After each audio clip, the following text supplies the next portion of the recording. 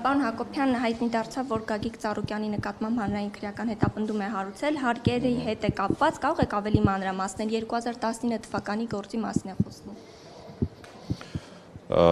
Գործը այս պահին քննվում է 19 թե 24 թվականի մասին է խոսք գնում, նաև խոսքը վառելիքի ներմուծման ոլորտին է վերաբերում, վառելիքի ներմուծման ոլորտում թաքցրած հարկերի մասին է խոսք գնում, որը նախկինում է ըստ էության բացահայտվել եւ այդ գործով հիմա վաղուց քրեական գործ կա հարուցված եւ այդ քրեական գործի քննության արդյունքում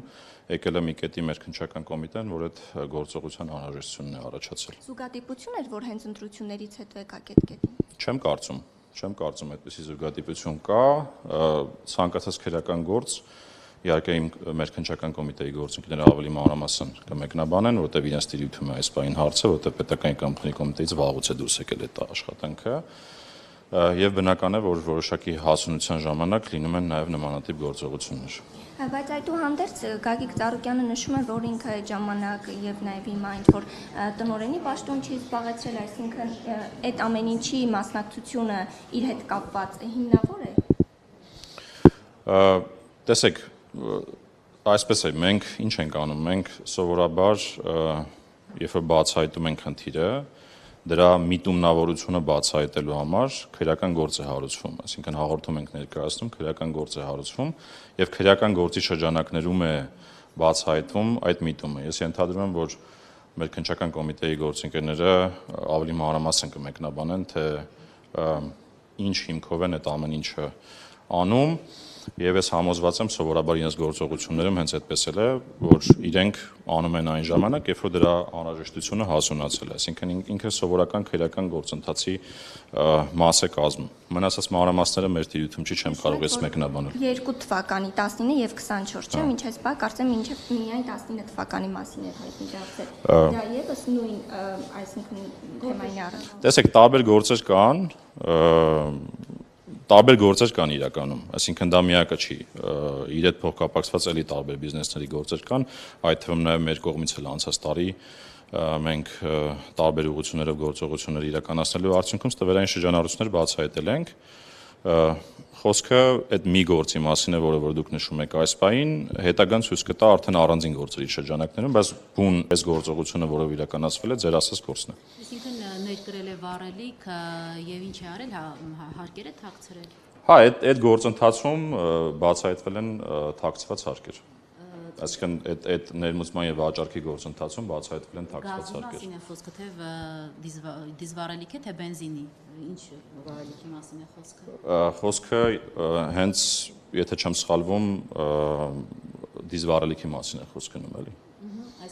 Իրանք իրականում կոմպլեքս են, այսինքն տարբեր բաներ են ներմուծվում, ինչ վերաբերում է մնացած մանրամասներին, այդ արդեն քննչական կոմիտեի տիրույթում է։ Բայց բանա ներողություն, ուղղակի ճիշտ եմ, 19 թվականին է թաքցրել, թե 22 թվականին է թաքցրել։ Ես ճիշտ ասած գործի մանրամասներին չեմ ծանոթացել 19 թվականը ինչի հետ ուղիղ առնչություն ունի։ Ես ենթադրում հենց նույն բանի մասին է խոսք գնում։ Ես մեկ կնայեմ թվականը, որի մասին է խոսք գնում։ Եթե հնչեցրել են 2019 թվականին, ուրեմն դրա մասին է։ Ուղղակի ինչու հենց հիմա այդ մասին բարձրացվեց եւ ոչ թե։ Դրա մասին արդեն պատասխանեցի, այսինքն կա որոշակի հասունություն եւ նորմալ է, որ քննչական կոմիտեն նմանատիպ գործողություններ իրականացնում։ Պարզապես պարոն Հակոբյան, ընդդիմությունն ասում է, որ դիտավորյալ են անում այս հետընտրական շրջանում, քանի որ կախված է նաեւ վճռորոշ դեր ունի ԲՀԿ-ի խորհրդարան անցնել չանցնելու հարցը եւ դա է պատճառը, որ միայն հիմա սկսեցին, այսպես ասած, ուսումնասիրել վերհանել այդ գործը։ Ես ճիշտ ասած դիտավորության մասին մեկնաբանություն չեմ կարող տալ, չեմ կարծում, որ նման բան կա, ոնց որ մեկնաբանեցի։ Ես ուղղակի ելնում եմ պրակտիկայից, ինչը որ ես գիտեմ, այսինքն իմ գործունեության շրջանակներում, երբ որ մենք հաղորդումներ ենք ներկայացնում, քրեական գործեր են հարուցվում, այդ քրեական գործերի շրջանակներում տարբեր փուլերում տարբեր գործողություններ կարող են իրականացվել, այդ թվում նաև պետական եկամուտների կոմիտեի հետ համագործակցությամբ, եւ բնական է, որ ինչ-որ մի պահի այդպիսի գործողություն իրականացվում է։ Բայց Նիկոլ Փաշինյանը քարոզարշավի ընթացքում սպառնում էր, ասում էր բանտ է նստելու պատերազմի եռագլուխ կուսակցություն։ Նաև նկատի ունենալով ըստ էության Գագիկ Ծառուկյանին, արդյոք սա չենք կարող դիտարկել նրա հայտարարության համատեքստում։ Ըստ էության հանրապետության վարչապետը երբ որ ինչ-որ հայտարարություններ անում է, ակնհայտ է, որ գիտի որոշ գործեր, որոնք կարող են նման արդյունքի հանգեցնել։ Եվ բնական է, որ վարչապետը նմանատիպ բաներ ասելուց ինքը տեղյակ է, ծանոթ է գործերին եւ նմանատիպ հայտարարությունները բնական են։ Հիմա դիտեր սպասում էր հարմար առիթի։ Չէ, տեսեք, կա հասունության որոշակի շրջան, այսինքն առաջի անգամ չենք խոսում մենք դրա մասին, մենք պարբերաբար այդ խնդիրներից խոսում ենք, մենք խոշոր դեպքերի մասին եթե հետևեք եւ մենք եւ քննչական կոմիտեն պարբերաբար այդ հրապարակումները անում են եւ խոսում են, օրինակ, այսինչ բիզնեսում այս խնդիրը կա, այսինչ բիզնեսում այս խնդիրը կա կամ բացահայտվել է բավական խոշոր չափերի սվերային շրջանառություններ, սա դրանցից մեկն է պարզապես ու բնական է, որ Հանրապետության վարչապետը բոլոր աշխատանքներից եւ բոլոր գործերից տեղյակ է լինում։ Եվ օրինակ, երբ որ հասունանում է, որ օրինակ հայտարարության անհրաժեշտությունը կա, պարզ է, Հանրապետության վարչապետը կարող է նմանատիպ հայտարարություն անել։ Որոնց ընթացք չեք տալիս եւ երբ որ տվյալ անձը քաղաքական ակտիվություն է ցուցաբերում, արդեն այդ գործերը ջրի երես են։ Չէ, տեսեք, եթե ընթաց նպատակահարմարությունից ելնելով դուք ասում եք 21 թվական, 24 թվական, ինչու այդ դեպքում 26 թվականին գործը հարուցվեց։ Շատ այդպիսի գործեր կան, որոնք երկար են տևում, որովհետեւ տեսեք հանցավորության միտումնավորությունը կամ թաքցնելու միտումնավորությունը բացահայտելը կան գործեր բավական երկար են տևում։ Անկեղծ կան գործեր, հիմա էլ կան գործեր, որոնք օրինակ 4-5 տարի ուսումնասիրվում են եւ քննչական կոմիտեն ավելի մանրամասն կպատասխանի, թե ինչու է հենց հիմա հասունացել այդ բանը։ Ես նկարագրեցի զուտ քննչական գործողությունների տրամաբանությունը, որոնք որ տեղի են ունենում ըստ իմ պրակտիկայի։ Հարկերի մասով հնարավոր է այլ քաղաքական ակտիվություն ցուցաբերող ընդդիմադիր լիդերների նկատմամբ նորից գործեր հարուցեն կամ դուք տեղյակ եք, որ կան նման գործեր, որոնք առաջիկայում հայտնի կդառնա հասարակությանը։ Ինչը որ հայտնի կդառնա, պատկան կառույցները արդեն դրա մասին կխոսեն, ինչ վերաբերում է մեզ, մեր գործողություններում այն բոլոր սուբյեկտները, տեսեք, անձի մասին չի խոսքը, այսինքն մենք տնտեսվարող սուբյեկտին ենք ուսումնասիրում եւ եթե տվյալ անձը կապ ունի այդ գործունեության հետ կամ օրինակ դրա տնօրենն է, դրա սեփականատերն է, parza ուղղակի կամ անուղղակի ձևով առնչություն ունի այդ գործունեության հետ։ Հիմա մեր թիրախը, հարկային վարչարության թիրախը կամ օպերատիվ հետախուզական միջոցառումների թիրախը սուբյեկտներն են։ Կան այդպիսի գործեր, ասում եք, խախտումներ, որոնք արձանագրվել են, որոնք առաջիկա մի հայտ բոլոր ուղղություններով էլ կան, այսինքն եկեք չանձնավորենք բոլոր ուղղություններով էլ կան գործողություններ ու այստեղ քաղաքական էլեմենտը բացարձակ կապ չունի, այսինքն մենք ընդ որում նշեմ, որ մենք ռիսկերով ենք գործում։ Ինչ ենք անում, մենք տարբեր ոլորտների ռիսկերը վերհանելով գործում ենք ռիսկային տնտեսվարողների ուղղությամբ։ Եվ այո, կան տնտեսվարողներ, որոնք առնչություն ունեն իրենց հետ, կան տնտեսվարողներ, որոնք չունեն առնչություն իրենց հետ եւ այդ խոշոր գործերի մեջ եւ իրենք էլ կան եւ տարբեր մարդիկ էլ կան։ Կան հայտ ներկայացրածների մասով կան։ Կան տարբեր գործեր, որոնք ժամանակին հաղորդումներ են ներկայացված եղել ու քննչական մարմինները եթե